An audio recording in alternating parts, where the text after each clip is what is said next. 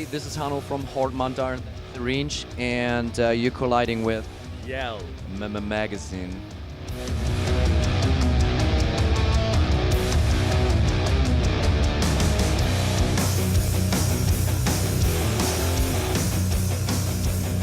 Welcome to Heavy Montreal. Your set was fabulous. How did you feel about the audience reaction? Pretty good. Yeah. More than I've expected, to be honest. Me Being too. an opener on some sort of stage, being the first time in Canada ever, that was very amazing how many people actually showed up to check out the band. So props Yeah. to Canada. A lot of head moving was going on there, so didn't expect that. Hey, yeah. people seem to like it. I'm glad. Yeah, I saw people singing along to the lyrics and everything. So, I don't know. Is there anything to say about that? No, it's great. We Yeah. don't take any of that for granted. It's pretty cool, you know.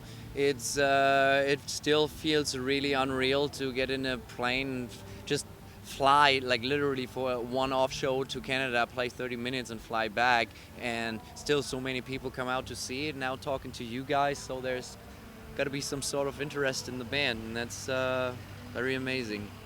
Well, there's definitely interest. I know me and some other media people have been talking about you guys a lot lately.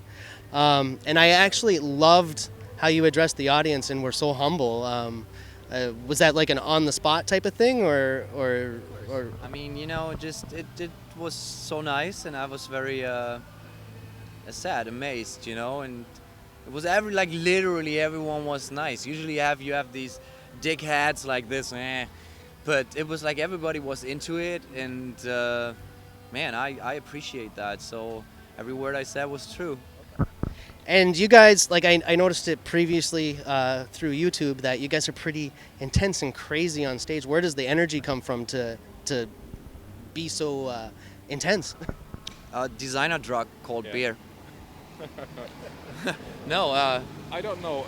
We don't know any other way to do it. I think it would be so much harder for us to not play that intense. if you Bec- fight, you sweat, Yeah. and then sometimes some blood might appear.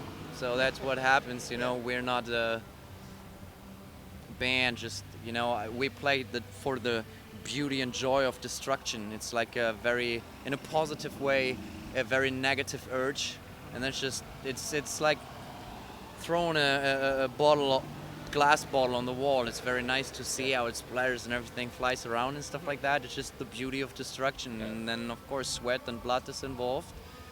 But it's not a show. Like I said, I don't know any better. It's fun to get angry and get all the energy out. So it's like, yeah, it's like, I don't know. It's fun, and you feel better afterwards. So yeah. It's fun and cathartic. Violence is fun. Yeah. Which reminds me of the 3 rules that you said in Germany. What were those again? That was like kill, destroy, fuck shit up. That's it. Yeah, that's like the bottom line of a Mantar show, I guess. Yeah. And the designer drug of beer. What's your favorite beer? It's got to be free. That's what I like. I'm not, dude. Especially when we're like here in Canada, we had that yesterday, that kind of situation. But especially when we're in the States, like everybody making fucking big thing out of all these microbreweries and IPA and Pale Ale, whatever that. Dude, I'm a Coors Light person. I like watery, shitty American beer. Give me PBRs. I'm a happy camper. I drink 15 or 25 of them. I don't mind. I don't like this heavy beer with a high percentage of alcohol. I'm not a big fan. I want to drink it like water and get hammered. Dude, sorry, you probably was hoping for a very cool answer, but there's not. But that's a good thing. In Germany, there are not a lot of super shitty beers. Like when you come to a party, there's a good chance that Weizenbier. I like it. Yeah, me too. That you actually, yeah, there in Germany there's It's like food. It's like you're eating. Like if you drink three of that, you're like you don't have to eat anymore. there's a lot of specialties out there. But beer's beer. No, let's not make rocket science out of it. I like Bitburger. Dude, yeah, Yeah. of course I drink it, but I don't care if it's some other brand. I just want it. As a 2-piece, what are some of the biggest challenges when performing live? I know you have a lot of pedals. Yeah, that's true. It's a lot of tap dancing and yeah, a lot of multitasking, which is actually something I'm really bad with. So that was It doesn't come across. okay. Good.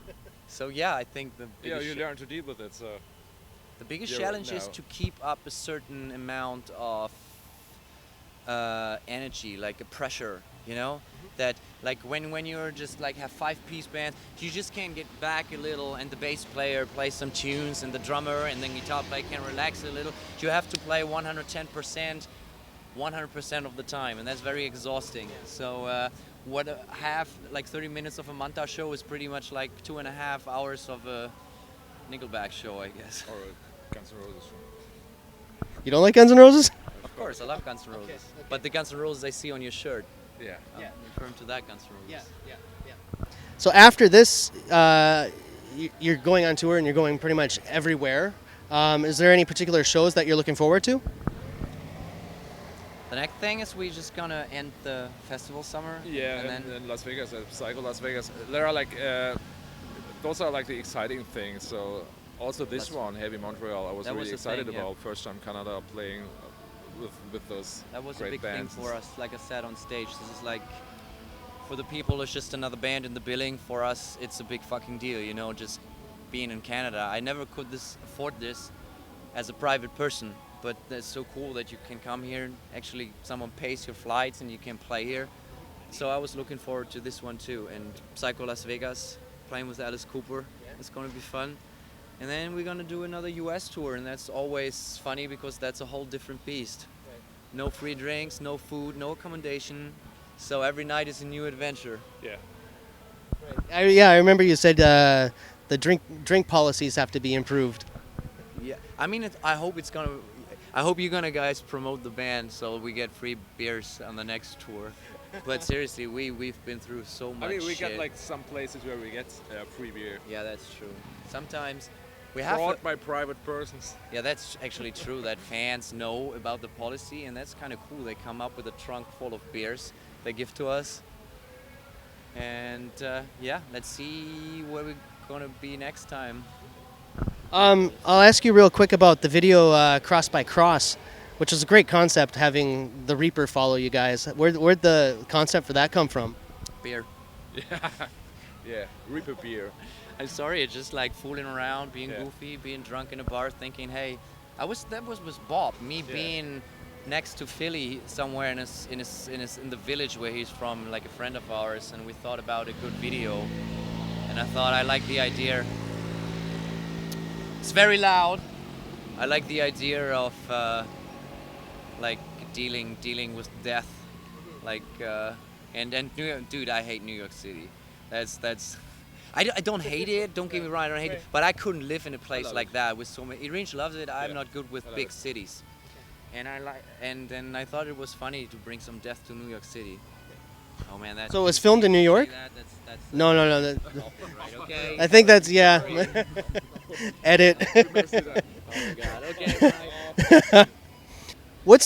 As a final question, what's the most metal thing you've seen a fan do in an audience at one of your shows? Of our shows? Yeah. No, too bad. I had a cool answer, but.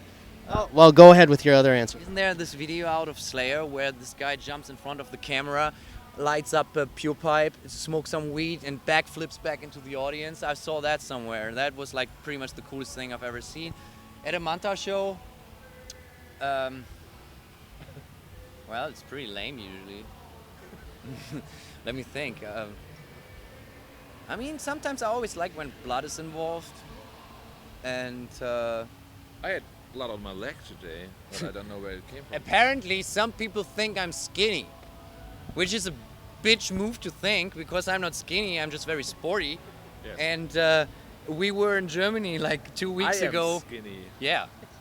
And people were throwing food on stage. Like, hey Yeah. man, you better eat something. Like cookies and stuff like that. Cookies and candy and all that Yeah. stuff. And you know, there's when something like that happens, you either can start bitch around or you just take it and make it to an advance. And I just thought while I was skinny. I'm not skinny. While I was playing, I started to eat all that candy and feed it to Irinj. And then the people, everybody thought they were like involved to the party, and people throwing so much food on stage. And we like ate half the show through. We played and ate. That was funny, but it's not very metal though. What's metal? I want to really have an answer for that. What happened? I just like you know, metal community, that's the thing. Like when people are just very passionate about things. We had a guy flying from who saw us in a super shitty show in New Orleans once, where we played for 20 minutes, and he liked the band so much that he decided if we put him on a guest list that he fly over to a Wacken festival, which is one of the biggest metal festivals on the earth, and we put him on. We headlined the tent, and we put him on a guest list, and he flew over to see the band. That I thought that was very metal. Oh, we got the one guy who got like our names tattooed on his leg. That was really weird. That, It's I strange. don't know if that's metal. That was a little mental. It's a bit of both. Like, hey, I want to get a Mantar tattoo, and I said, okay, go ahead. Here's the logo. Go ahead. You see it everywhere. No, and then he came back and he had the names tattooed off us. That was a little outrageous, I guess. It's outrageous and cool.